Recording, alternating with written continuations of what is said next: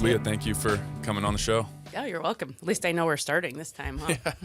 Yeah, you just went on Cleared Hot podcast. We're in the Cleared Hot studio, which is pretty cool. I got to say, firstly, you killed it. I thought that was awesome. Oh, thank you. Did a really good job.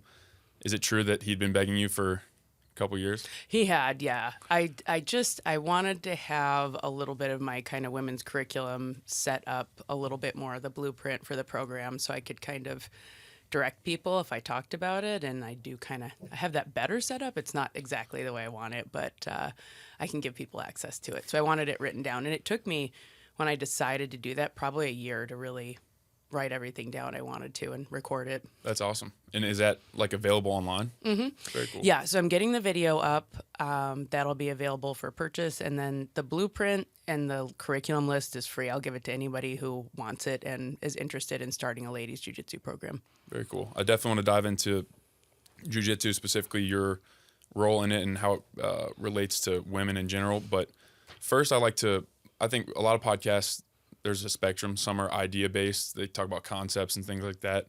I much more am interested in stories and how people become who they are and where they are. So first question is just, how did you get to where you are from where you were being however far back you want to go?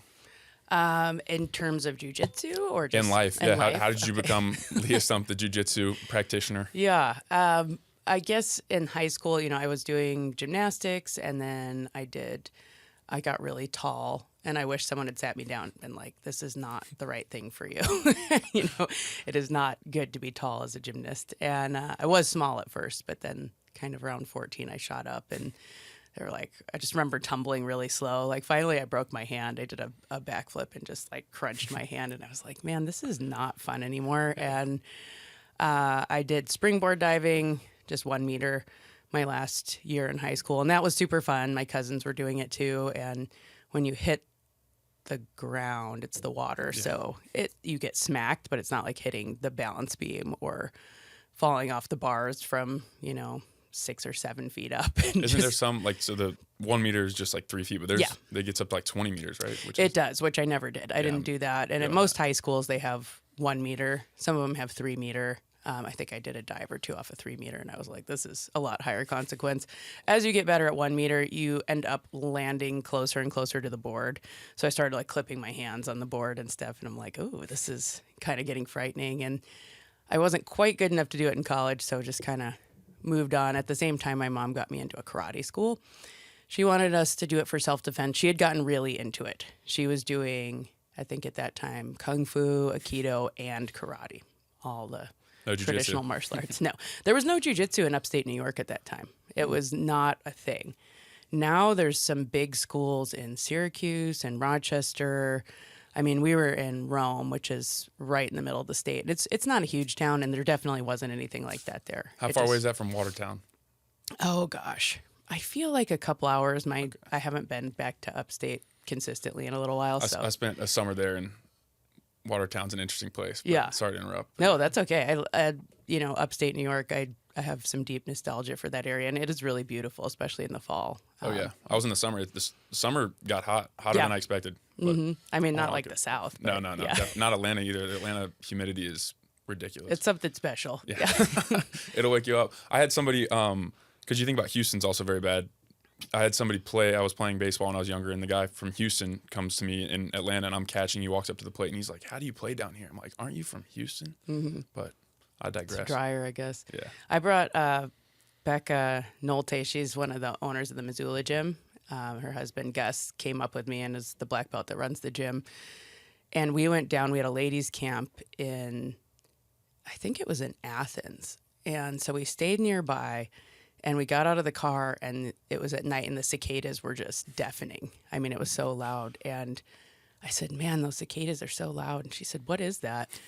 And I said, oh, it's a giant insect, a 2-inch long insect. They're just everywhere. And she's like, what are you talking about? It's like prehistoric. She had never been to the East Coast, and she was horrified, completely horrified. She's like, are you kidding me? She thought I was just messing with her. No, she was freaked out the rest of the trip down there.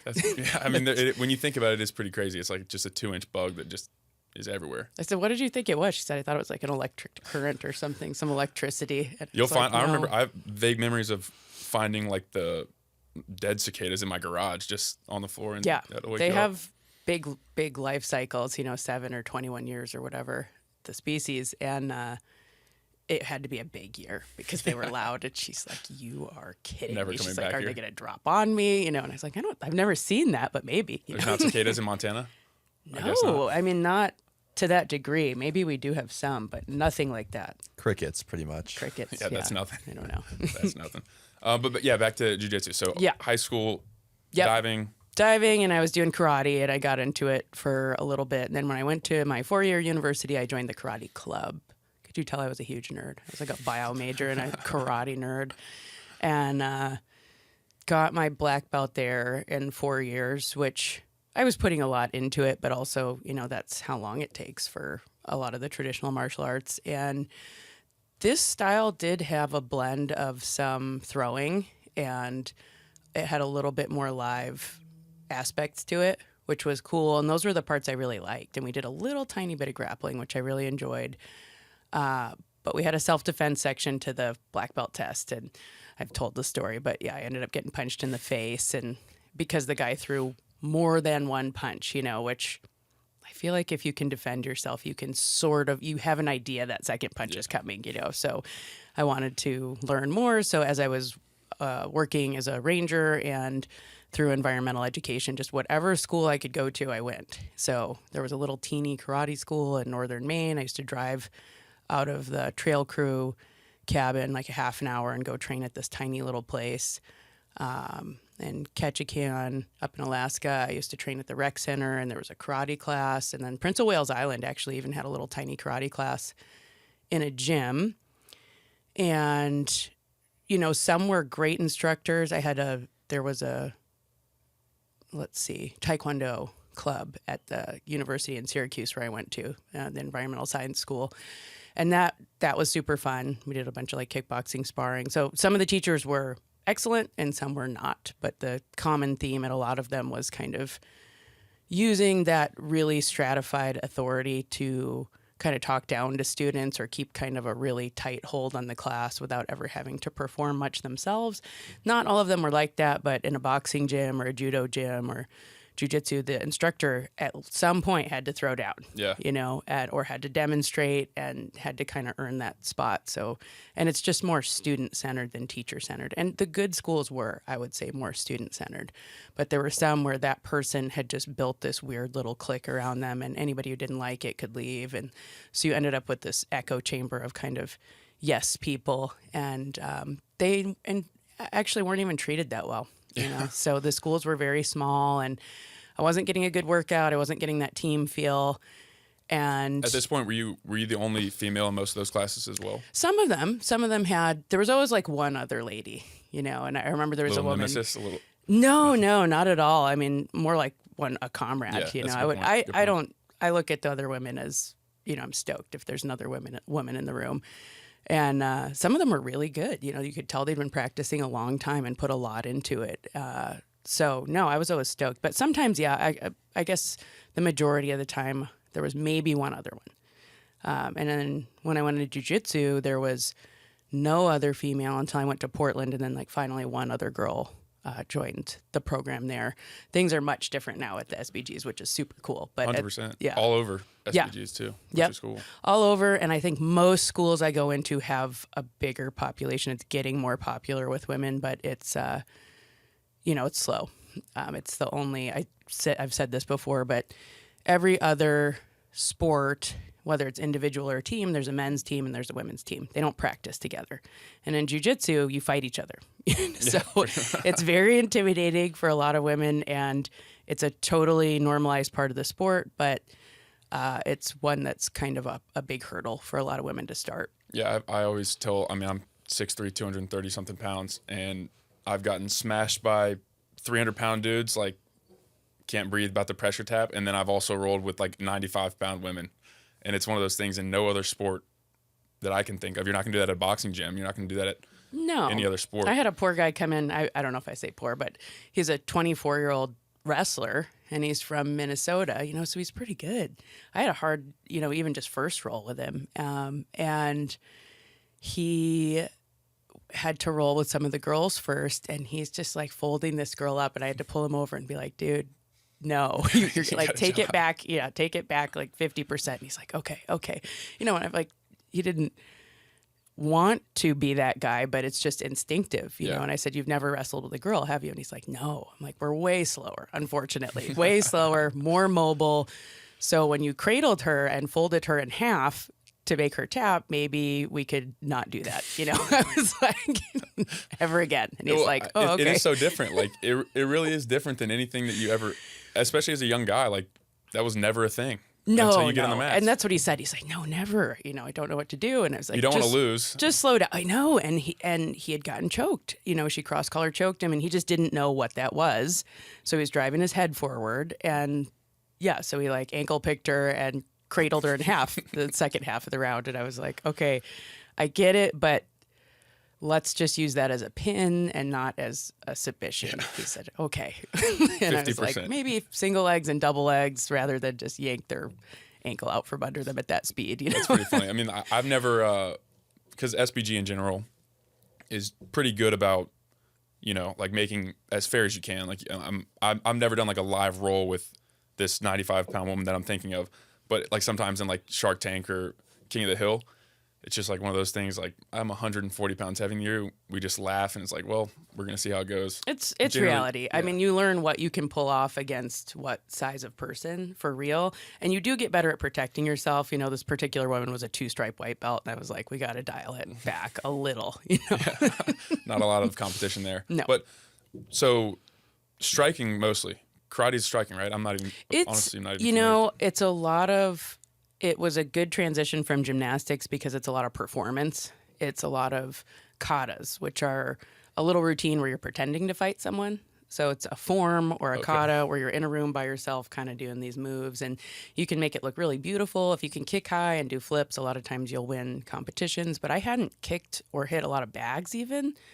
I remember when I first started hitting pads and bags more consistently, I was like, my strikes are not really, they weren't very hard, and they also weren't very accurate. So it was something I had to learn. And we did do, the sparring looks more like kickboxing sparring because that's what's effective. You can't get down in a super low stance and like chamber a hand and hope not to get punched in the face. So when you see people Taekwondo sparring, Taekwondo is a little different because the rules are different. You have to move the person, so their hands might be low. But most other karate sparring, it looks more like kickboxing, but it's point sparring. So it's just like, you're just kind of like bopping the person and then that's a point, so. So when did you, so you're doing that most of the time, you can call it striking, I guess. What was the impetus of jiu-jitsu? Like, how did you just stumble upon a gym or something, or how did that go? Did. There was a part of the style I was doing, it was called Tatsudo. It was a small style in Western New York, and they had an Aikijitsu component to it, so you had to know certain throws with your karate, and you had to perform those at each belt, and the person would come at you, they'd throw kind of like a big overhand right or something, a big looping punch, and then you'd throw off that, or a wrist grab or something. So it was very predictable, kind of choreographed, and they even said, they're like, okay, you get your black belt, you're proficient at the basics, you're not a ninja, you don't know everything. And so I didn't think that, but I knew there was more to learn, and it just didn't seem that live. The person wasn't trying to throw me also. I'm like, they also know how to throw, and why aren't we both trying to throw each other? And I just couldn't find that school. I even went to a judo school. There was a judo club in Alaska, and they were there's a kata form of judo where you are very static and you're just trying to do the throw beautifully. And they weren't really sparring. I watched the instructor spar, who were black belts. I'm like, when are we going to do that? They're like, you guys don't do that. And I'm like, they probably just didn't want a bunch of injuries in their class. And I remember I came back a season later, and these 2 teenage girls that were sisters were brown belts. They had been white belts when I left. So they'd been there for a year, and they were brown belts. And I was like, what the heck? Not the case in jiu-jitsu. What is this? I'm like, I don't understand. And because I was seasonal, I wasn't getting ranked anywhere. It didn't matter how well I did this stuff. I just wasn't there long enough, and they wanted me to learn their system. And most of it couldn't be explained. Why are we punching like that? Why are we standing a little bit different? It was all just a little bit different than what I was doing before. And I was like, I don't want to learn all this again. So when I ended up accidentally in a jiu-jitsu class. It was an MMA group, basically, in catch a can. And so we did some boxing with 16-ounce gloves and then some no-gi grappling. And I had a gi on and my white belt because I was being super humble and respectful. And I got held down by essentially a child in a wrestling round. Like he was just like a middle school wrestler and just held me down for 5 minutes or whatever. And I was horrified. I was like, okay, I've got to get better at this. Yeah. And had a really hard workout. And I was like, this is live. I'm getting hit back. I got knocked down too, which in retrospect is not a good way to intro a new student to the class. But I was like sick, like this is real. And I didn't like the striking because I was getting punched in the face, obviously. But I liked the grappling, and I came down to Montana, and Travis was just opening his first straight blast gym here in Kalispell, so I happened to hit it because I'd been coming down here a few seasons. I taught snowboard lessons down here and worked for the Forest Service doing avalanche safety education, and then in Alaska, I was a wilderness ranger. I was a sea kayak ranger, and I bounced back and forth for 4 years doing some version of that. And the 2 years I'd been down here prior, there was Aikido, which I'd done with my mom. She's a black belt in Aikido. That's striking too, correct? No, it's all throwing, but it's off of sword movements. So the attacker comes at you with like a really big overhand strike, or the punch is like a thrust. And so again, very predictable, like not a lot of sword fights happening out here. Very specific footwork, and people do get really good at it. They get really good at redirecting that movement. But if the person kind of sets up, like they're not really coming at you, like there's this one dude in the class that used to just plant his feet, and he was a big guy, couldn't do anything to him. And some of the throws, kind of like Sayanagi and Judo, you drop to your knees. So now you're on your knees with your back to this person, and they didn't go anywhere, because he's just, and my mom used to get so mad because she was a little older and smaller. And so if her partner wasn't cooperating, they decided like, this lady's not going to throw me. She couldn't. And she would get really mad, and I'm like, I would talk to her in the car and I'm like, isn't it a problem that it doesn't work? That your partner has to be more cooperative. And I remember being told over, like, you're not punching quite right. You're not punching quite right. You're not attacking quite right. And I'm like, well, what if someone attacks me not quite right? Yeah. I just can't deal with it. It's just, say, hold up, do that again. Yeah, no, over and over. And I was just like, I hate this. I'm getting so mad, And at that point I had started dabbling in Jiu Jitsu a little more too. And the falling they do in Aikido is really hard on your body too. Like they all have torn rotator cuffs. You're being like launched over your wrist, like this little bone twist, and then the rest of you has to follow, or there's just all this joint strain that goes up your arm. So it's kind of gnarly. But again, more choreographed. They do some stuff off of wooden swords and things like that. There is some kind of, I forget what you call it, Iaido, where you're learning with swords and sticks and stuff. That'd be kind of cool, honestly. Do a couple sword classes. It's, again, pretty choreographed. They do some live stuff, but it's pretty choreographed. So I don't know. My mom got super, super into it. You wear giant pants when you become a black belt I think they're called hakama. And it looks like a skirt. And the idea was they would wear these so that if you were fighting someone who had a sword or a stick, they couldn't see quite where your legs were to chop your legs. But in modern times, you're just wearing pants over your pants, and it just makes it really hard to move. Yeah. I mean, you look cool. It sounds cool. You look cool with those pants on? I mean, kind of like in a Star Wars way, like Darth Maul, kind of cool, but hard to move. So anyway, we were doing that. I kind of got more and more into jiu-jitsu. At one point, I came back into my mom's class, and she said, I want you to teach something to the class, the Aikido class. And I said, I really don't want to do that. I actually don't totally want to be here. And she's like, I was just doing it so I could hang out with her, spend time with her, because that's what she was doing. She's like, well, either you can stay home and I'm going to go to Aikido, or you can go to Aikido. So I said, okay. And there was a guy in the class, a different guy, not the same guy, that was not letting her throw him. And he was a stronger guy. He was a little younger. Most of the people in the class were like 50s, 60s older, And you're just chilling there. And him too, this guy who is probably more like in his 30s or 40s, and he wouldn't, if he thought someone wasn't like good enough to throw him, he would be like, and just not let him do it. So he was doing that to my mom all the time. And I was like, okay, I'll teach you guys a cross collar choke from mount.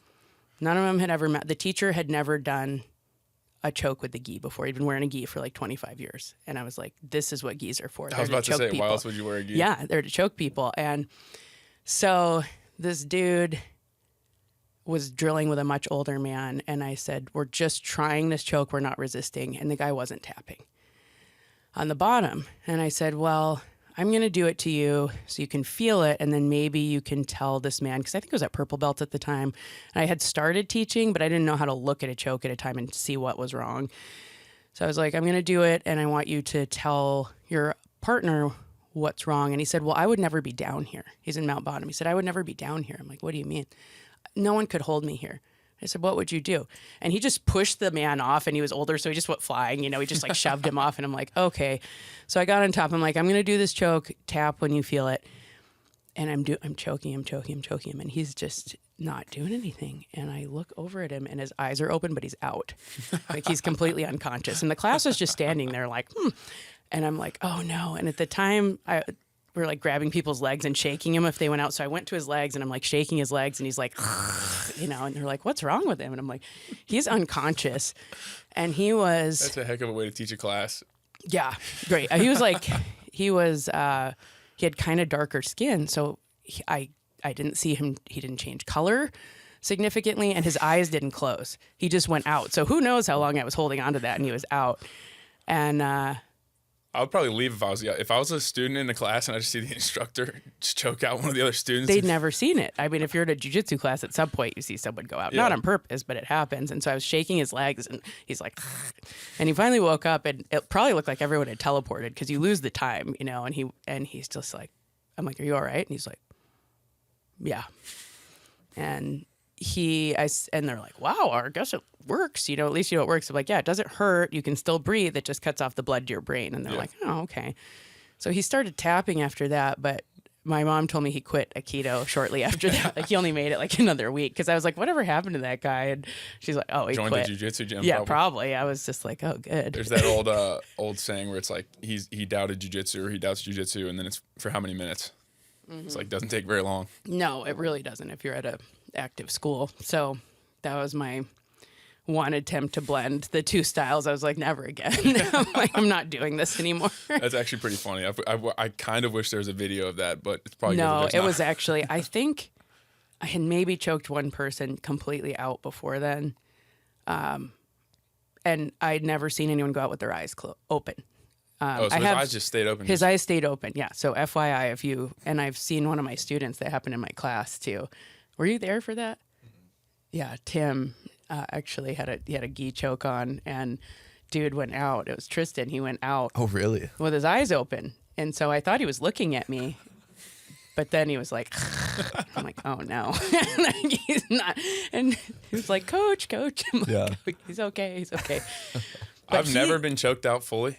Yeah. And I'm not like a masochist in the way that I want to. I don't want to like just, choke me out, but I do kind of want to know what it feels like. It'll happen at some point. I mean, not on purpose, but you wait longer and longer, because you have some choke defense. And so you'll be thinking that you're getting out, and then you just wake up. Yeah. In a different position. Yeah. With people in a different place. Yeah. It happened to be in Portland, and I got my brown belt that day. And this dude who was a blue belt, he had been, semi-pro soccer player at some point. I'm adding that to make myself feel better, but he was gnarly, and he had pinned both my arms. I was in cross sides, and I was like, I thought I was getting out, and I woke up, and my friend was splashing water on my face, and someone else had my leg. So I was like, I don't know how long I was like that. I don't think you were getting out. Yeah. I was like, there's a feeling of relief, or at least there was for me. I was like, yeah, this is fine. And then I woke up, and I'm like, oh, I just went out. Yeah. And then I got Ironman later that day. I was like, God. That's tough. Yeah, it was really a long day for me.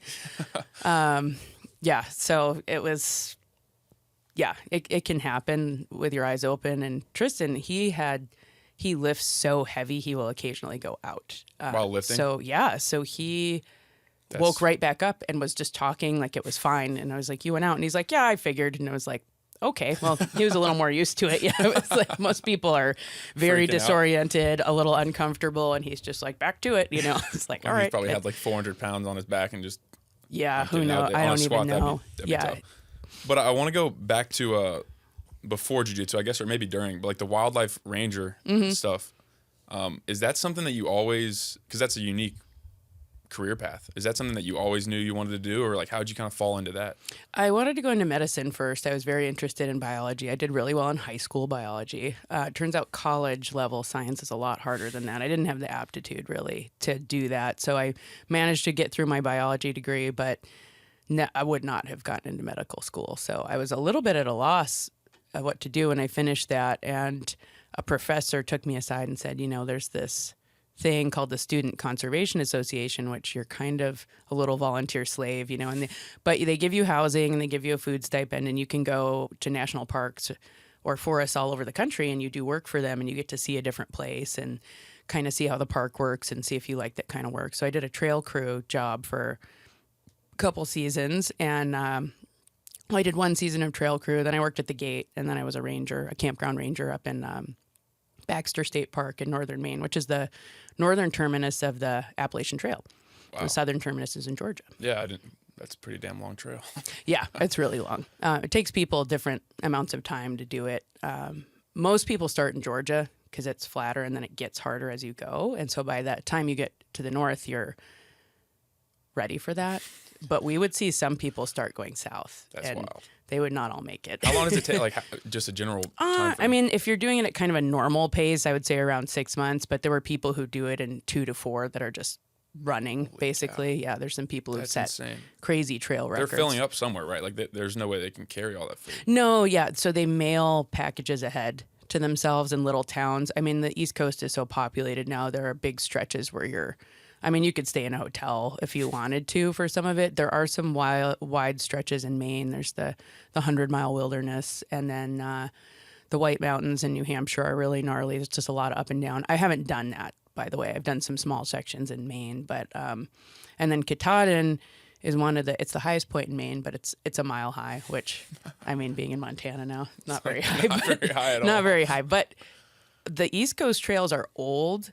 And the people who made those trails did not do switchbacks. I don't know why. Maybe because they weren't that high, but the East Coast trails are just a boulder slide that goes straight up. They're like, we're just going to go up to the top of this mountain. And so it's almost a little more like rock climbing than hiking. Like you're boulder hopping and climbing up on handholds and stuff. I mean, there's some pretty gnarly trails there, and they just gain so much elevation. Like every step of that trail is up. It's not, there's no resting there. So it is really beautiful too, but that's the northern terminus. Yeah. That's awesome. I did not know that. Mm-hmm. So biology, I forgot the program you were talking about. That sounds pretty cool to be able to get food and go to different national parks. That's the SCA, the Student Conservation Association. There's other ones too. And so I did that, and then, was a campground ranger for a little bit, and I decided I wanted to go back to grad school for environmental interpretation, which is essentially environmental education. It's a little different. My dad was a historical interpreter, so he worked for the Park Service for 30 years and was in the Army Guard for that amount of time too. So he kind of did both. But his focus was history. And so I ended up wanting to do this. I was like, I like teaching and I do love biology, but I want to be outside. So it kind of blended everything. So I found a program at the Environmental Science and Forestry School in Syracuse, which shares a campus with SU. So a lot of people know where Syracuse is because the basketball team, which by the way is a nightmare on campus when there's a basketball game. You can't do anything. So I did that program, and as part of it, you could do an internship option. And we had an alumni that was working in Alaska. I was like, I just want to get out of central New York. I want to go somewhere far, far away and just see a different environment. And I flew all the way to Alaska. I remember the first night I called my mom immediately. And there's a 4-hour time difference. It's on Hawaii time. And it was like 1 a.m. there. She's like, what are you doing? I'm like, hello, I'm in Alaska. She's like, great. Let me go back to sleep. Yeah. I loved it there. It was so fun. So I did, an internship that was on Prince of Wales Island. And then the next season, I ended up in Ketchikan doing the wilderness ranger thing. I did that for the next 3 seasons, and I was way over my head initially, but kind of learned the skills that I needed to be able to do the job more effectively. But the first season, it was like I had the education part, but it's like now you have to sea kayak, and it was like I had done some whitewater, some lake kayaking. I never sea kayaked, and you're sea kayaking, you're navigating, and we had to learn to drive a motorboat. You had to learn to shoot a shotgun because there's bears there, and it's kind of close quarters, so they have you carry a shotgun. The other districts up there, you carry a rifle. There we carried a shotgun with slugs. Did you have any close calls? We did, actually. Yeah, I mean, there was the first season. We've talked about this, so I feel like I can say it. My field partner, Sarah, she was actually in my wedding.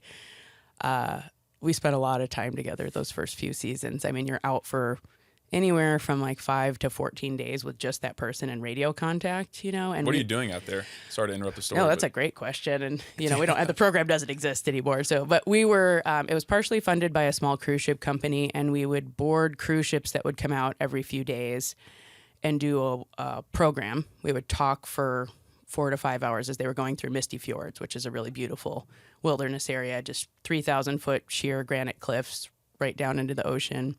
Eagles, whales, bears. I never did see a wolf. A lot of tracks, but I never did see one. They're pretty elusive up there. And lots of waterfowl. And so people would come up there to see the wilderness. They would come up there to see the animals. And on these smaller cruise ships, we would board and kind of talk as we were going through, tell them about the geology and the natural history. And then when we were off the ship, we were spike camped, or there was a floating field station that we would take a motorboat out to, or a float plane.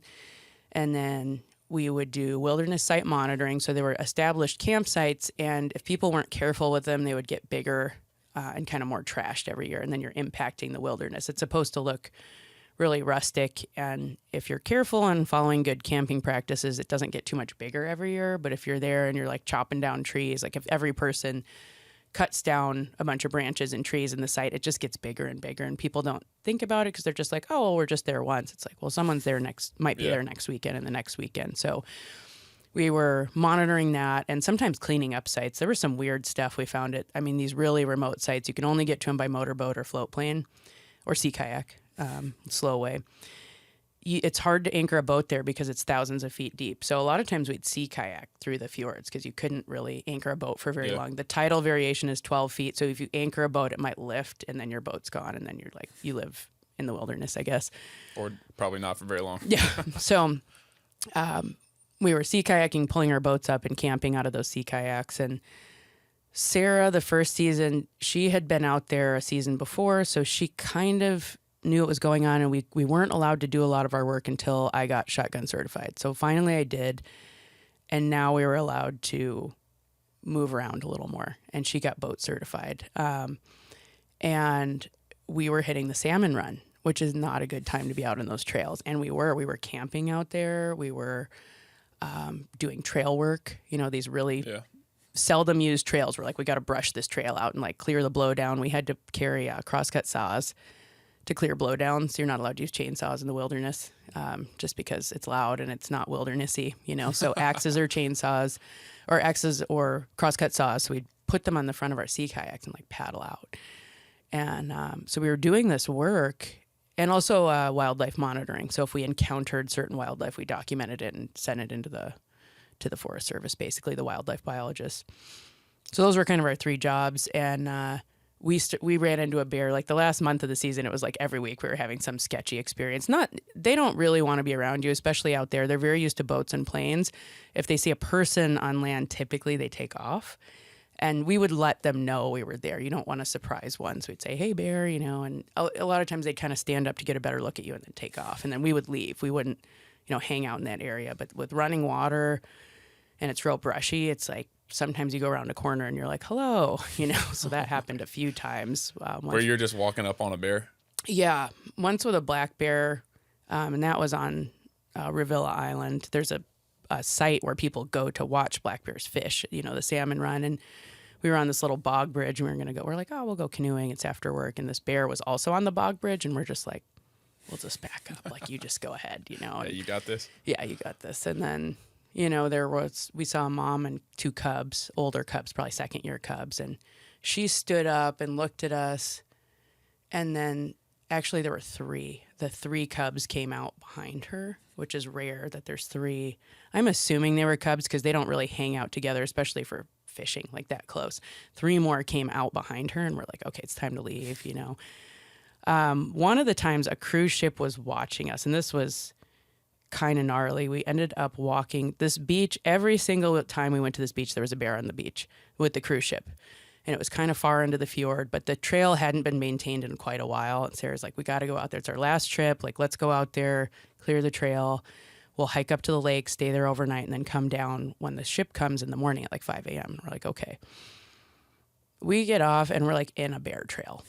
Like, it's just 10-foot wide of like mud and bear tracks and dead fish. And I'm like, this is where we're going to get eaten. I'm like, I don't like that. But we didn't have much, there aren't any other campsites nearby. We're like, this is kind of it. So we go and we're just making lots of noise. And it was just, I was so sketched out. I was like, it smelled like bears. You know, that's how berry it was, you know. And we got up to the top of the campsite and we stayed in the shelter overnight. I didn't sleep at all. Sarah went right to sleep. She had nerves of steel at that time. And I don't see how you do that. I mean, we were in a shelter. We had a fire, you know, during the day, or during a lot of the night. Like, probably not like a fun approach for a bear. We didn't have food. We were very careful with where we put our food. And she, you know, we got up in the morning. We ended up hiking down at dawn. So it's like kind of dark. And I'm like, oh my gosh, like this was the worst idea ever. We had to flip this giant aluminum boat, paddle across this inlet, walking down this trail. It's about a mile. And we're just yelling, you know. And we get down there and we're packing up our stuff in our boats. And I'm like, we did it. We did it. And the boat's waiting for us, this like 150-person cruise ship. And this captain had worked with us a bunch. And we are packing our boats. And Sarah's like, I'm just going to put my boat. At that point, the tide was out. And it was just a gnarly walk on these nasty rocks down. She's like, I'm just going to pop my boat in the river and like float it down to the ship. And I said, okay. So we're trying to do this, and I look upstream, and there's a bear walking toward us, like a young adolescent brown bear. And those are kind of the sketchiest because the older ones, they don't want to be around people. They're like, no, thank you. You know, they might find another bear, but they're wary enough of people usually. A young adult might be like, this is my territory. So it starts walking at us, and it doesn't stop. And I go stand next to Sarah, and she has the gun, and she's like, what do we do? I'm like, I think we have to back up a little. So we back up, but now we're all the way at the ocean. People are on the bow of the boat watching us because they're having breakfast. And like, we're going to get eaten in front of these older cruise ship passengers. This is going to be the end of their vacation. And this bear, they can cover 50 yards in like 6 seconds. I mean, they are so fast. And we were on uneven ground. And she had the shotgun, but I'm like, we're either going to shoot this thing in front of everyone or it's going to try to eat us or charge us or bluff charge us. And I'm like, this is so bad. And it's creeping towards us and it's zigzagging and it's not making eye contact. It's just testing us. It's like, hey, are you fishing too? Because this is my spot. And we're like, you can have it, but our sea kayaks are up there. And they had food in the boats, you know, and we're like, oh no, it can't get to the food. That would be bad too. So the cruise ship captain, called us on the radio and he said, do you want some noise? And we're like, yeah, please. You know, so he hit the horn on the cruise ship, which echoed like throughout the fjords. And the thing looked at us and was like, I'm going to go back in the woods. We're going to do it at my own terms and my own speed. So it like slowly meandered back into the woods. I was like mildly traumatized. Sarah did the program that day. Again, nerves of steel. She's just like, she did like one of her best programs and like talked about the experience. And it was, by the way, it was pouring when this was happening. Like we changed into our ranger uniforms, like in the woods, and it's pouring. We were just soaked. And it's just sheets of rain. And this thing is like creeping towards us, you know? And I'm like, this is what I've been waiting for the whole season. This is so bad. And again, it was far enough away where we got on the ship and people were like, that was pretty cool, huh? I'm like, no, it really wasn't. Yeah. Cool for you. Yeah. We were on a Zodiac one time and one of the drivers of the boat cut the motor. It was a pull motor and the tide was outgoing and we like drifted up to the shore so he was trying to be a wildlife photographer. He had this huge camera and he's trying to get pictures of another sub-adult. And the bear started like popping its teeth and huffing, which is a sign that they go like, and they'll click their teeth. And that means they're stressed out. It means leave it alone. You're too close. And I was like crammed down in the bottom of the Zodiac and all these tourists are there and they're all like, oh, amazing, amazing. We're in like 5 inches of water and the tide's outgoing and this dude turned off the motor. And I'm like, it's going to jump in the boat and eat someone's face, which maybe was unlikely, but it was so close. I mean, we were like 10 feet away from this. You see these stories and it's tragic when a lot of these things happen. I mean, all of them, I guess it's sad, but like when bear attacks happen, but oftentimes it's just why are you in that situation? People think. I asked after, I was like, wow, that was way too close. You know, I said something like that, and they were like, what do you mean we're in the water? I'm like, bears swim. And it's They 5 have inches of water. no problem swimming, and they are not afraid of water. You know, I'm like, that bear made a decision to back up. There were enough of us, and the boat was big enough that it seemed probably less advantageous for it to push us, but we definitely, you know, it was kind of a younger kid driving, and I was like, I'm never going in his Zodiac again. Like, I am not doing that, you know. I have no interest. Bears are cool. I'll look at them from far away. Very nice. I mean, yeah, you can have accidental encounters, but it's like if we saw one, we gave it a lot of room and made sure that it saw us. You know, we were not pushing that boundary. Like, there's no reason for it. And there had been people in our district that had been bluff charged. There were people who had to shoot bears off of crew members further north, you know, so we always had that. Off of crew members? Like, meaning, yeah, like one wow. attacked it, and one attacked one of their people, and they had to shoot the bear off of the person. Gee. You know, so, you know, those things were in the back of our mind. And yeah, I had talked to people who had been bluff charged on our district, but never actually mauled, you know. But stories, you know, and so those are, scary, yeah. So we were, you know, that was close enough. It was close enough. There was a night where I swear one was outside the tent too, and it was raining, and we were in a place that had a fair amount of bear sign, and we heard steps right next to the tent, and I had the gun, and I was like, do I rack a shell or a slug and risk this thing, like hearing that we're awake in here? Obviously it smells us. I mean, their smell is incredible, but it didn't sound like hard feet. Like, there are a lot of deer there too, little deer, but it was big and the feet were soft. I could hear, and I was like, this is not good. It was right next to the tent, and I didn't hear breathing, but it was raining. You can't hear when it's raining. I used to hate, I mean, it rains a lot there, but if we were out in an area where I was a little uncomfortable, I would usually stay up all night. Sarah would go to sleep, and I'd be like a wreck the next morning and be like, well, time to pack up, you know, and go paddle 10 miles. But good thing I was away. I was like super vigilant. She's just like, why don't you just go to sleep? I'm like, no. No, I can't. Yeah. She ended up having a crazy encounter later on with a mountain lion. They were on a Knowles trip, sea kayaking up in, I think it was Orcas Island up in BC. And a mountain lion approached, it ripped their tent open in the middle of the night, like claws down the rain fly, and that's what woke them up. And this thing kept approaching their... That's what woke them up, too? Yeah, they had 14 people there, too, which is a huge... Like, usually we never even see a mountain lion, but their scent was all over the island, and possibly, you know, had cubs, I don't know, but... approached their camp repeatedly the rest of the night. Like, they all stayed up, and they didn't have guns because... I'm surprised she didn't go back to sleep. Yeah, I know, really. No, it was after that. We had one season after that where she did stay up, or she did want the gun, and she was like a lot more... we were a lot more strategic about when we went out. We got all our work done before the salmon run. Like, we were just way smarter about it. That first season, we were lucky, naive. To be honest. Yeah, naive, lucky. I mean, and there were people that would say, oh, that's not that big a deal, you know, and they would have gone out and just, you know, make noise, you know, or pick where you camp carefully. But yeah, it was a stressful season. After that, it was like, nope, nothing. Like, once the salmon run starts, those places are dead. Like, if you want to go out and fish, great, but I'm not doing trail work there.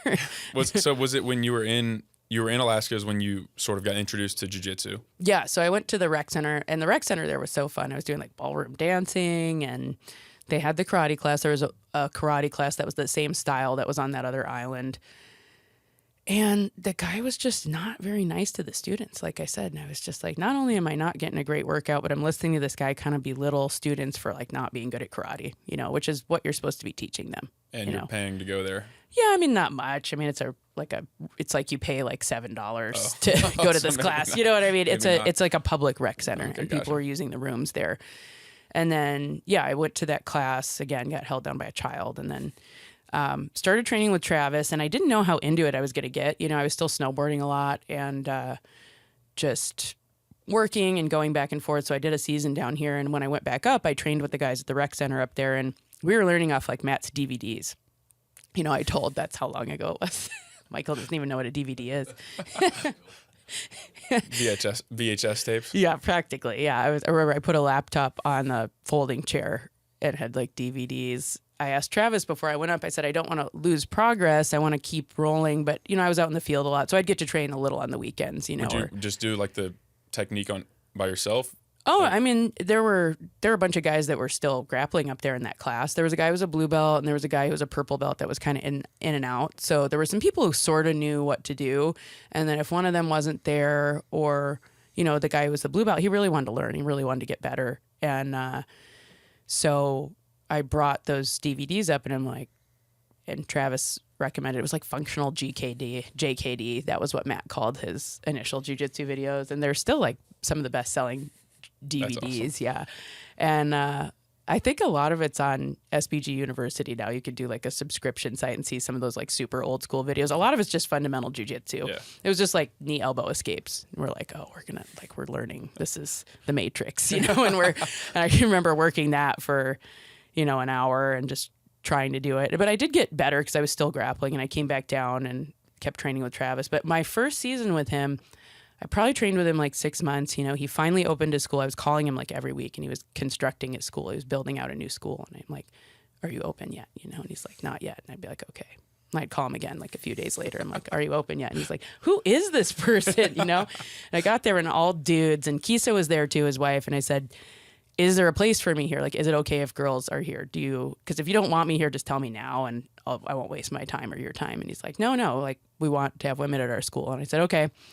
And you just roll the first day. You just fight the first day. There's no beginner class. There's no foundations. Awesome. I mean, at the time I thought it was fun, but I'd done a little grappling. So at that point I had only done like a few weeks up in Alaska, and yeah, so it was just thrashing. It was a lot of thrashing. All the other guys had done MMA or wrestling or something. You know, there were only like 5 or 6 of us, and Travis.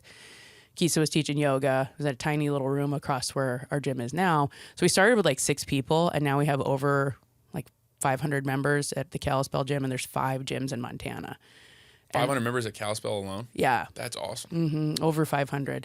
And then there's a couple hundred in Bozeman and Whitefish, and I don't know what Bozeman's up to actually, but Missoula definitely, Whitefish, and then we have a gym in Big Fork, and they're all Travis's black belts again. So it's like really blown up, and that was about 15 years ago now. That's really cool. It's really cool. Yeah, it's very cool. And it's, you know, there wasn't much jiu-jitsu up here then, and so it's really changed things. When you go to a tournament now, there's like 50 SBG kids, you know, battling it out, and before the tournaments were so small, you know, so it's changed things. It's cool. Kind of surprising to hear that like Eastern Montana's a hotbed for jiu-jitsu. Oh, we're not in Eastern Montana's flat. Or Western. Eastern Montana's flat. Yeah, we're not in Eastern. Yeah, gotta get it right. Yeah, thank God. My bad. Yeah, it's different. It's cold. Yeah, there's like one town. People are tougher there for sure. It's gnarly. That's funny. So fast forward, if I remember hearing you correctly, you got your black belt pretty quickly, right? Yeah, I mean, 7 years so there's no getting a jiu-jitsu black belt quickly. You just put in lots of hours. Good point. You just put in hours. So you either put the hours in, you know, I mean, there were times where I was training 3 times a day, or you train 2 or 3 times a week, and it takes a little longer. Matt and Travis kind of collectively, you know, I technically got my black belt from Matt, but they talked about it, and they allowed myself and Amanda. We got our black belts kind of quick, but it was so we could compete as adults, because we were competing a lot. We competed at every belt, and it was really important to both of us. And so we got to compete as adults for a little while before we kind of transitioned to masters. You know, there was a point where I was just like, I am not keeping up with this level or this age of people anymore. But when I was in my kind of early to mid 30s, I could kind of hang. So it was cool to compete at that level. And there were just so few girls that if you wanted to do the absolute division, you were going to go. Like, my first match was against a 7-time world champion, you know, a 3-stripe black belt. So she'd been a black belt longer than I'd been doing jiu-jitsu. My first match was against Michelle Nicolini. Which people don't understand. If, like, not everybody that listens to my podcast does jiu-jitsu, but like, that's a massive difference. Yeah. Like, well, it's twice. I'd been doing it half as long, and she was, I think, probably still younger than me. So yeah, I think Coach Phil, if I'm remembering correctly, told me he got his black belt, and the coach he got it from was like, "Welcome to jiu-jitsu," and he's like, "What? Wait, what do you mean? What do you mean, welcome to jiu-jitsu? I've been doing this for years." But no, it's like a whole other world. It's true in a lot of ways. You get to roll with a lot more black belts, and you realize how much you still have to learn. I think the first week I got it, I didn't feel like I was quite there yet. So I was rolling at some of my friends' gyms, you know, and I tried to put on my brown belt one practice, and the coach knew there. He's like, "You are not a brown belt anymore. He's like, he made me wear his belt, which was even more embarrassing because he was really good. He had this ancient black belt. And I'm like, oh God, no. So it makes you look like a vet too. Oh yeah. Everyone knew me there, so they knew, but I was just like, oh man. And I just like got my ass kicked as usual. It's like, not like it changed much. And then I went over to the 10th Planet there that, Phil Schwartz runs it. He's awesome. And they happened to, or maybe it was the Henzo, I can't remember, but I went over and they had split the mat. They had visiting black belts and they split the mat into black belts and everyone else. And so I was on the black belt side and I was the only female and I'd gotten my belt like a week ago. And it was just like a massacre. I mean, I don't think I did anything offensive for like any of the times. I went over to the 10th Planet because I knew I was going to be transitioning to Montana. So I was just trying to get a bunch of training in and got leg locked a bunch. And I was like, okay, there is some learning to do here. It's so interesting to hear you say the offensive thing because like as a black belt already to hear you say that because I'm a blue belt and I'm rolling with like Coach Phil or any of the other black belts in SBG Atlanta. And I'm like, the whole time I'm exactly the same. I zero offense, like nothing. It's all, okay, what's he doing here? What's he doing there? And then 3 submissions at the same time type stuff. And yeah. Like, well, and I'd love to say that gets better, but with your own coach, they know your jiu-jitsu so well because it's their jiu-jitsu. So the pattern recognition is really high. I don't think I've ever done any better against Travis. It's very frustrating. I know exactly what he's going to do, but he knows what I'm going to do too because we've trained together so long. So he just anticipates it, unfortunately. And I'll try to change things. It's not like we're doing exactly the same thing every roll, but I see other people roll with him and they're able to kind of like create some opportunities. But I think there's an aspect of your coach. If you're doing their jiu-jitsu, they know like 10 steps ahead, So that's a good point. I don't know. It's tough. Being a woman, I mean, I don't know the exact breakdown of jiu-jitsu percentage, but it's obviously heavily scaled to men. It's getting better for sure. But have you ever had a time when you had to sort of put a guy in his place? Like a dude that was acting arrogant and then you just kind of put him in a grave? Oh, yeah. I mean, mostly newer people. And they don't believe in jiu-jitsu yet, And so I'm not doing it as like mat justice or anything like that. But if they're going to stay in our school, they have to trust that jiu-jitsu works and want to learn the technique and not just be trying to push people around, And we're at the point now where if someone is rolling as hard as they can every day and kind of borderline hurting people, we'll kick them out. And we used to keep those people around and they were like these weird relics and they got ranked really slowly and they were never very good partners. Often they would stop going to class and only roll. There's like a 17-year purple belt, and they're super gnarly and no one really wants to roll with them. And a lot of times they're the same people who take rest rounds too, which is really frowned upon at our gym. Some gyms it's totally normal, but at our gym we have the Ironman as a rite of passage when you get your belt. So you need to roll the whole hour. You keep a slower pace and people don't really get sharked that way. So a lot of times they're the people who are somehow finding a way to shark, either taking like easier rounds and then going after the coach or whatever. And they're just gnarly. They cost us members long term. And so now, we'll have a conversation with them. Hey, you need to adjust your pace and here are some tools to do that. And if they can't, we're just like, this probably isn't the right place for you. We're not going to weaponize someone who just wants to, kind of cherry pick their roles and wreck smaller people. So, yeah, I mean, definitely I have rolled. I do the cap rolls too with a lot of the students. So sometimes their first open rolls with me. And so they are getting submitted by a female. And even that wrestler dude, like and it was more a matter of like, he's going to get good so fast, but he didn't understand the guard. So, I was able to like arm lock him a few times and it was not easy, but,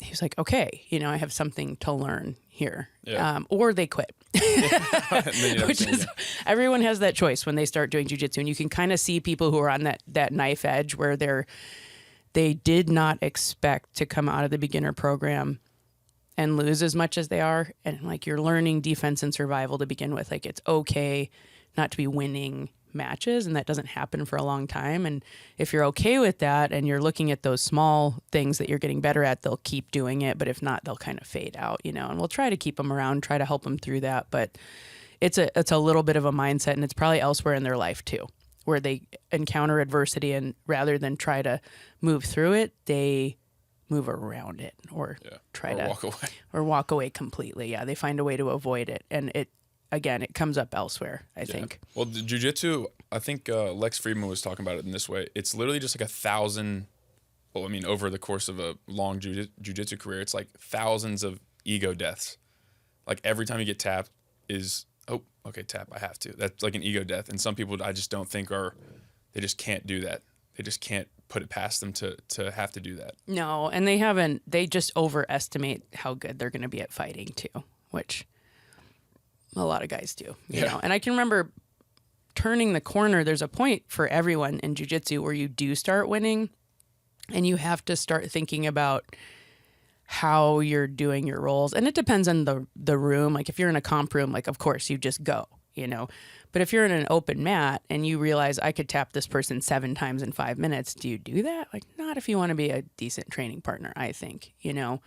And everyone's like, well, you're just withholding the truth from them. And I'm like, kind of, you know, just work on some things that maybe you're not as good at. And then they get better too. They get better too. Instead of just getting tapped 7 times. Yeah, instead of just like ego surfing and doing your best thing, you know, on them over and over. And I got to the point where I was starting to I was right before I got my blue belt. And I remember this poor guy, I held him down for like 5 minutes. And I just didn't know enough submissions. And I just held him down and mount. And he got up off the mat. I've told this story before. Got up off the mat, grabbed his bag, and just started walking out. And we're like, "Are you okay?" And he's like, "Yeah, yep, no problem." Never came back. Never saw him again. He was just gone. And I thought about that later. Directly after your roll with him? In the middle of the roll. My like, gosh. I mean, he made it to the buzzer, and he got up and was just like, "Well, see you guys later." Like, see you never. He never came back. Poor guy. And Travis, we all stopped and we're like, "Are you okay? Like, did you get hurt?" And he's just like, his soul was hurt. And I just didn't know. Like I said, I should have tried to. I think I probably was trying to submit him, but I wasn't good enough, and I couldn't do it. You just could not deal with it. You just couldn't deal with it. There was another time I was visiting a school, and this was again. I was just starting to turn that corner. I don't think I was even a blue belt yet, and I went to their drilling class, and the teacher purposely put me with a guy who was smaller and like not as good, and I like tuned him up in the drill. And the next round, he put me with like a 200-pound man. And I'm like, I'm the asshole. Like, I was just like sandwiched under this dude. And I was just like, and the man just like, he didn't submit me. He just like smothered my life. And I was like, I am a jerk, you know? And I was like, you have time to think about it. Yeah, now you understand. Hopefully you realize it, but some people never do. And those are the people that can become kind of dangerous partners or just, you know, just selfish partners, I guess. They're not trying to help their teammates get better. But I realized in that moment, like, okay, I had just lost, so I just never won before that. So I was like not expecting it. You know, like I finally encountered a couple people that I could actually hold down, or I actually started seeing some success. And I was like, okay, I have to think about when and how I'm using this, or I'm going to be one of those people that would have found me as a white belt a bunch of times in an open mat just because they needed a rest, or they knew they could work their armbar 75 times. Yeah, you know. No, there's some, like, obviously weight matters, size does matter, like in terms of unfortunately. Yeah, that's just how it is. Like the bigger the person, there's a guy I'm thinking of at SPG Atlanta, like he's a blue belt, I'm a blue belt, but he's just so much bigger and stronger than me. It's just not gonna, at least until I get better. That's right. But he's gonna be getting better too, which is. You're not small. How much does he weigh? I asked him one time and he said like 280, but I think that might have been a little low. Honestly, I think it was a little low. Yeah, he's big. Yeah. And was he like a football player or something? You know, I don't think so. Yeah.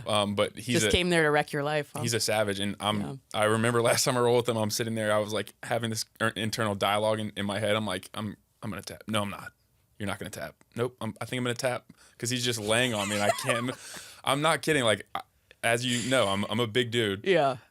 Maybe one other time in my jiu-jitsu career have I not been able to at least move.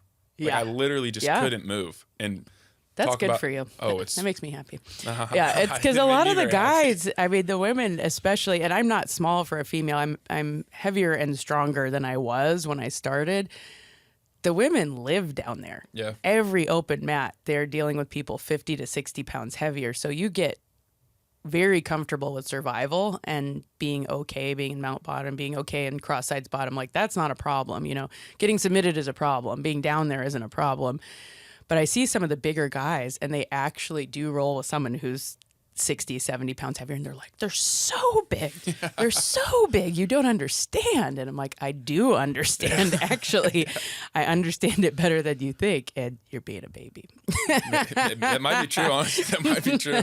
Might be true. I just need to get stronger, I guess. No, it's not stronger. You get more technical, and you get better at keeping yourself in a good position so that you're under that person and you can live. Yeah, and I just have his weight fully on my chest. Yeah.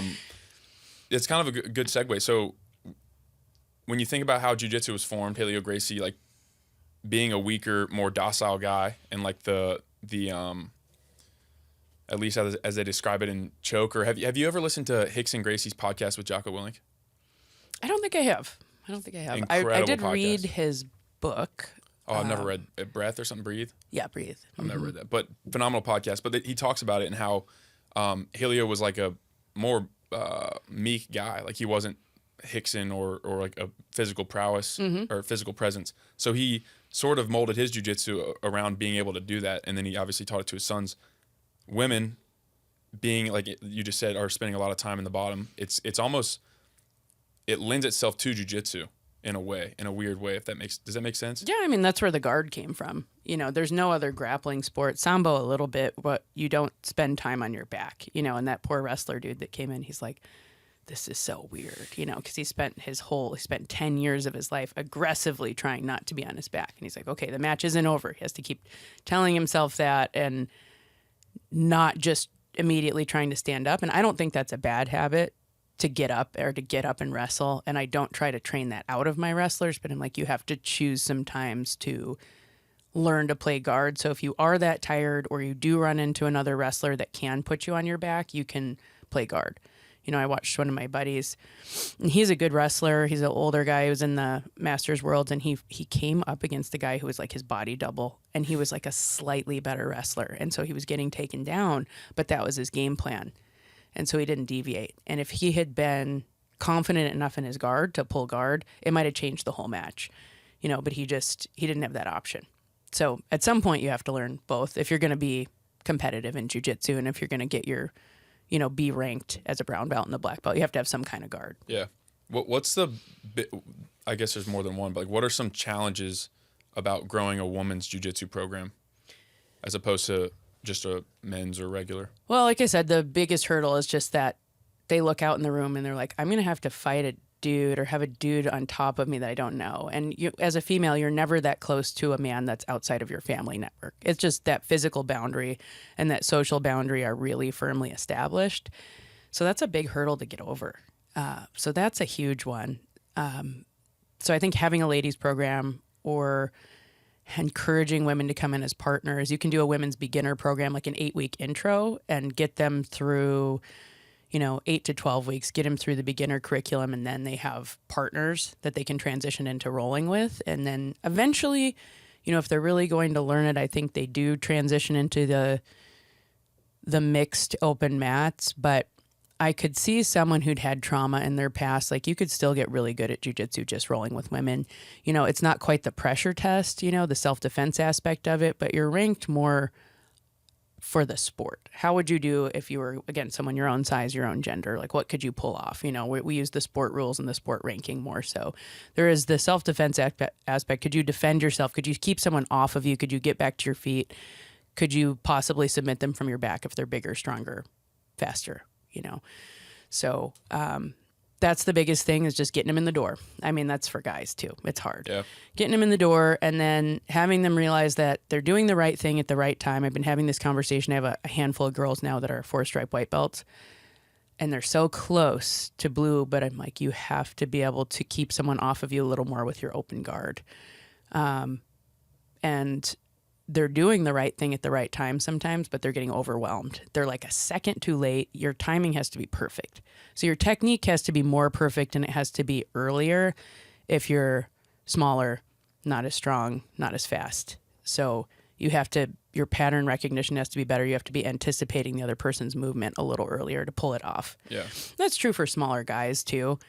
So you have to kind of be better, and it takes longer, and you're doing the right thing, and you're doing it at almost the right time and just getting smashed. Yeah. And that gets really frustrating. They're like, I'm learning this in class. I think I'm doing it right, and it's just not working at all. And so some of them don't get around that. third part, which is again true of all beginners, injury. You get a significant injury your first year and it affects the rest of your life. And you're like, I don't know if this is worth it, you know? And I've seen some women make it through that. My friend Destiny, who's a brown belt now in Portland, she broke her hand. She posted and broke her hand like her first few months. And I was like, she's so mobile and she was so light, you know? And I'm like, I just don't know if this is going to work out. She was in there with her cast on, drilling. Some people are just different. They are. And Andy's talked about this, you know, in terms of buds, like who makes it through buds. And he said it's never who you think it's going to be. It's really more of a mental thing than being physically strong. And for some of the people who are physically really strong, they haven't been that uncomfortable before. They haven't been physically dominated. They haven't had an injury or had something that took them a long time to get good at. So it's almost like mentally harder. So yeah, but for the ladies, and that's a totally normal reaction. They get hurt and they're like, I can't go to work, or it's harder for me to walk, or I hurt my wrist or something. And that doesn't have to happen in your first year, but it does sometimes. I feel like a lot of people, I mean, I had an injury, my dad had an injury. I feel like a lot of people have something that... It happens. I would say people posting the wrong time with either a leg or an arm and hurting a joint or a rib, twisting when someone's pinning you. Those are the more common ones, I would say, for new people. And it's hard you don't know you're not supposed to post. You're just trying to stay up, you know, and you're getting swept. What was it for you? I was trying to do like a knee cut or something and my foot got caught and strained my MCL. So that wasn't very fun. My dad had a rib thing though. Yeah. It was actually pretty gnarly, it was during my Ironman too, which is pretty funny. With you? No, unfortunately not. That would have been pretty That's fun. good. No, that would not have been funny. That would have been a tough car ride home. But that's awesome. Your dad trains too, though. First day I trained, he was 57, and we walked in there the same day to do jiu-jitsu the first time. That's awesome. I tell the story all the time. In my entire life, I'm 24, so it's not that long, but I have never felt yeah, in my long life, I have never felt like more of a complete idiot than my first day of jiu-jitsu. Not a single. I'm so serious. Like, but you made it through though. Made it through, but like even walking in the door, I'm like, I didn't have my gi on already. I'm like, so okay, I'm wearing like jeans and stuff. We walk in there, I walk out. I'm like, they're teaching me how to fall. Like, what do you mean how to fall? Like, I feel like I know how to fall, and then just get smashed for a long time. But that first day specifically, I think it's a powerful experience. I don't know if you felt that way. Maybe you already had. I had never done any martial arts. I played baseball, so nothing. Wrestling, no, none of that, and I felt like a complete moron. It's uncomfortable, and that social discomfort is a bigger deal for women. Yeah, they're like really aware of how other people perceive them, and so that becomes a barrier. But it'll always be a barrier to trying new things and pushing yourself. You know, if you're worried about what other people think, so you have to kind of try to push through that, you know. So it's kind of, those are, I would say, the three top reasons. And then if you have a gym culture where women are not really, I guess I would call it protected, you know, because women are always going to be in the minority. But if guys are making them feel uncomfortable with what they're talking about, or, you know, sometimes physically, guys will go out of their way to make a woman feel uncomfortable physically. And those guys would not be tolerated on most mats. But at some gyms, they just persist. And they're there, and the women will constantly be leaving, and they won't tell anyone why. They'll just leave.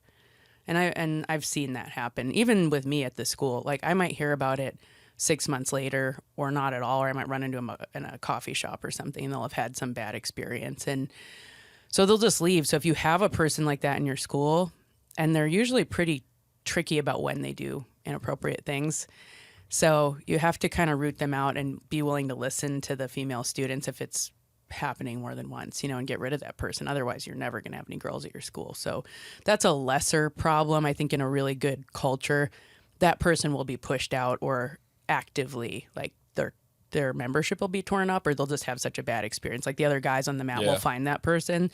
And that happens, I see that happen unconsciously. Like, the guys who are more dominant will find those people and kind of root them out. Make it extremely uncomfortable for them. Make it very hard Which for them to persist. Yes, I think Which it's speaks good. to the culture of the gym, too. It does. It needs to be paired with a conversation, because if the person's that unaware, they'll just keep doing it anyway. So you got to have a talk with them, a special talk, and a roll. I think a roll is good, but a special talk, too. And then there just are less women. So when they quit, it's a bigger deal, So when you have a women's class, it'll get really big at times. And then I've taught classes to 1 or 2 people too. And so do you guys have a women's only class? We do, yeah. That's and awesome. it's been on different days. Right now it's during the week, and in my little booklet, I think I have it written that have it on a weekend because then daytime and evening people can go.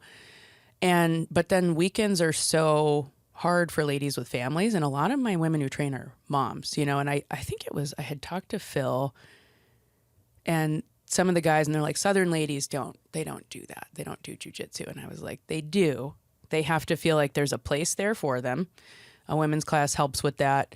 And I said, you have women in the gym every single week. You have moms, you have girlfriends, you have wives that are watching the guys, and they just need to be invited out. They need to have a self-defense class or a ladies class or just some kind of a stepping stone to let them know. Or if they see other moms out there, they'll be more willing to try it. So once you get about 10, I would say it starts to grow a little on its own because ladies talk to each other and they'll invite each other. And I'm like, they do want to do it. You have to kind of build a spot for them. Because it is so fun. Like it's there's all this stuff we're talking about that's negative. Yeah. It's so much fun. It's super fun, and you can pick your partners. You don't have to train with everyone at our school. Some schools have that rule where if an upper belt asks you to roll, you have to roll with them, which I don't think is good. And so the ladies, they can roll with smaller people. They can roll with upper belts that they know can play guard and aren't going to like knee ride their face or whatever. And they'll have a better experience that way. And then if there's 1 day a week or 2 days a week where they can roll with all women, like you really get to see their jiu-jitsu a little more. The matches are a lot more back and forth. Like when you see 2 white belts roll, it should be super back and forth. You see 2 white belt ladies roll, it's super back and forth. You watch a white belt dude and a lady roll who are both white belts, it's not going to be very back and forth. Like if the woman gets in a bad position, they're not far apart enough in skills yet that she's going to probably be able to get back out.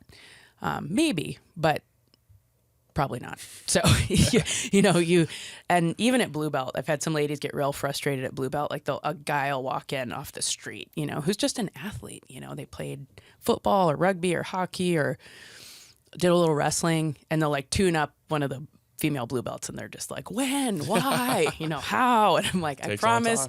I would say about it purple belt. Yeah.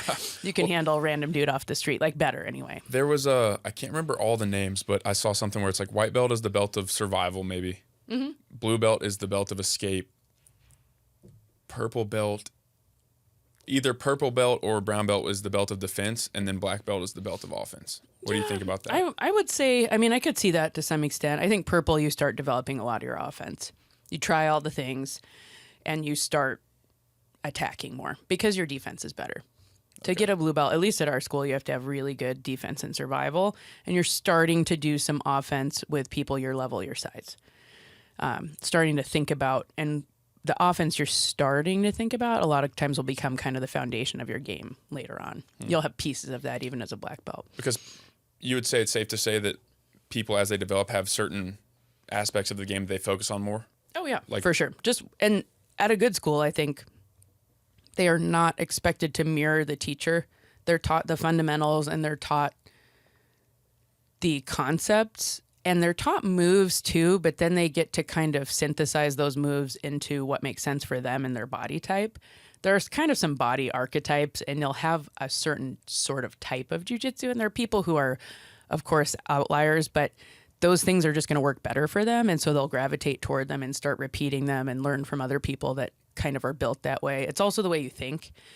Travis, he had talked about having a ladies class, and he's like, women think differently, and so they're going to gravitate toward a little bit different parts of jiu-jitsu. And I was like, yeah, that makes sense.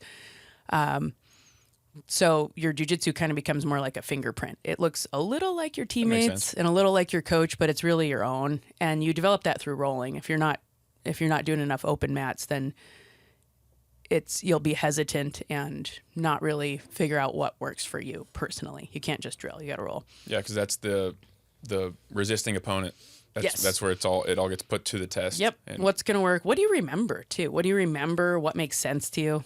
The remembering thing, because there's times where you'll get into a position. It's like, oh wait, we just learned but you can't quite remember. Probably not at your level, but like, Oh, no, definitely I'll at get in my a level. position. That happened the other day. Travis showed something, and I'm like, man, I forgot all about that. It's like if I only remembered what I needed to do right here, I wouldn't be here. What would you say to a lady that's like on the verge of joining a gym? Because I think, to interject quickly, SBG has such a good overall, at least in my experience, has such a good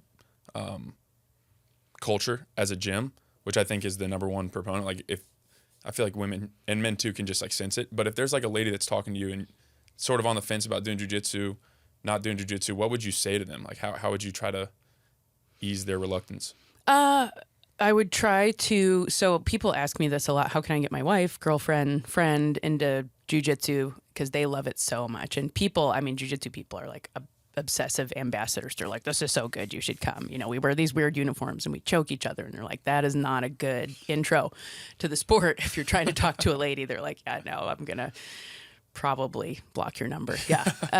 But First date idea? Yeah. Go to jiu-jitsu. If it's a partner, do not roll with them yourself. That's another terrible idea. And when I was a snowboard instructor, we would see these tragic breakups like on the bunny hill where a dude's like, of course I can teach you. And they're dragging this poor lady down the hill as they're just wrecking, like falling everywhere and hating them. And they're like, you just do this. And they get up and they're like, meh, and they just go down the hill and their girlfriend's just like catching their downhill edge and just mouse trapping into the hill. And they're like, I hate you for doing this to me. Instead of just getting a lesson, you know, yeah. So you get a lesson, number one. I encourage them to bring another female partner that hasn't done it. So bring a friend that just wants to try it. And for some women, they just want to learn a little bit for self-defense, you know, and maybe they do an intro. Maybe they just do a little bit so they know what their husband or kid is into. They get it a little more, what they're watching. But it might not be like a forever thing. It's not a forever thing for everybody, but for guys too, that's not even yeah. And I think everyone who does it, like they get something out of it, you know, so you can talk to them like, well, just try it, you know, do the foundations course with a friend. I think it's good to do some private lessons with an instructor and another female friend and just learn the warm-ups, because that's a huge, people come in and they see the class going down the mat with these shrimps and weird rolls, and adults don't go upside down, you know, and I've had so many adults get hurt doing forward rolls. It's crazy. So that's where you really see somebody's athleticism, forward and backward rolls. But if for an adult who hasn't gone upside down in 15 years or something, that if they hit their shoulder on the mat, that's it. You know, that can be career ending right there. So they need to be, an instructor needs to take them aside, but then they're being singled out from the class, which is uncomfortable. And they're like, everyone's watching me. So you can go in before and get a private lesson and learn all the warm-ups. And then you have kind of a basis. And then usually if I do that, I'll teach the warm-ups and then a little open guard. Hey, look, you can keep someone off of you, push them away, get back to your feet, trip them, get on top, and they're not right on top of them. So it's a good intro lesson. If you start with like close guard or like mount top, you're like, wow, this is incredibly uncomfortable, you know. So start with something where we're a little further away, some pummeling and standing, you know, wrist releases, you know, getting to the back, maybe a takedown or two. So they're kind of eased into past that physical barrier. So looking for a school that has a ladies class, or just a picture of the school. They have older people, there's smaller people, there's women on the mat, there's a kids program. That's a school that's catering to the entire community. If you see a picture of the school and it's a bunch of 24-year-old 6-foot tall dudes just duding out, then it's going to be a rough time. Yeah, it's going to be a hard time. They're weeding people out and only the strong survive, and there's probably like one girl at that school, you know. If that. Yeah.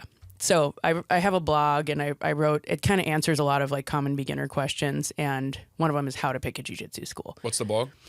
I think it's called Rolling Under the Big Sky, actually. Is that the website? You can just look that up and yeah, cool. It's on. You can find all of it on CoachLeahBJJ.com. There's a link right to my blog, and it answers. You know, it's got some stuff for jiu-jitsu travel, but I started getting messages and they're the same questions over and over. So now I can just send them the link, and it kind of made it quicker.